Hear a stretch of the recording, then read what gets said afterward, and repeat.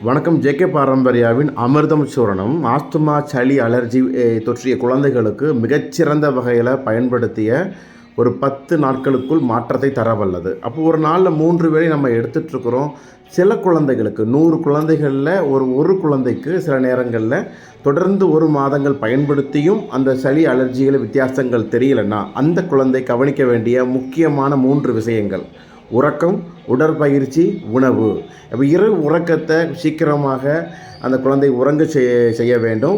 காலையில் கொஞ்சம் அதிகாலையில் ஒரு 6:30 மணி அளவில் எழுந்திரித்து உடற்பயிற்சி செய்வதற்கு குழந்தைக்கு அறிவுறுத்துகிறோம். வச்சு ஸ்கிப்பிங் பண்ணலாம், தோப்பு கரணங்கள் போடலாம், சிட்டப்ஸ் பண்ணலாம், ஜம்ப் பண்ணலாம். ஸோ உடற்பயிற்சிகள் மூலமாக வியர்வை வெளியேற்றுமாறு அந்த பயிற்சிகள் செய்யும் பொழுது கூடுதல் பலன் கிடைக்கும்.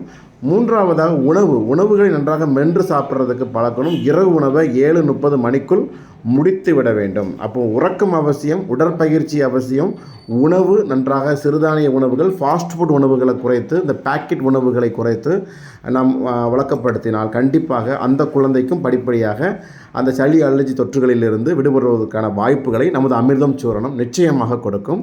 குழந்தைகளுக்கு அமிர்தம் சூரணத்தை தேனில் குழைத்து ஒரு நாளில் 3 வேளை நன்றாக சுவைத்து சாப்பிடுமாறு அறிவுறுத்துவது நல்லது. ஒரு வயதிலிருந்து 3 வயதுக்கு உட்பட்ட குழந்தைகளுக்கு ஒரு 2 பிஞ்ச் எடுத்தால் போதுமானது. ஒரு 5 வயதுக்கு மேற்பட்ட குழந்தைகளுக்கு அரை ஸ்பூன் பொடியானது 1 ஸ்பூன் தேனில் கலந்து நன்றாக குழைத்து நாவில் தடவி பயன்படுத்த வேண்டும். 8 வயதுக்கு மேற்பட்ட குழந்தைகளுக்கு தாராளமாக ஒரு 2 to 4 கிராம் அளவு தேவையான அளவு தேனில் குழைத்து ஒரு நாளில் 3 வேளை காலை, மாலை, இரவு உணவுக்கு முன்னோ பின்னோ பயன்படுத்தி வருவது மிகச்சிறந்த பலன் கொடுக்கும்.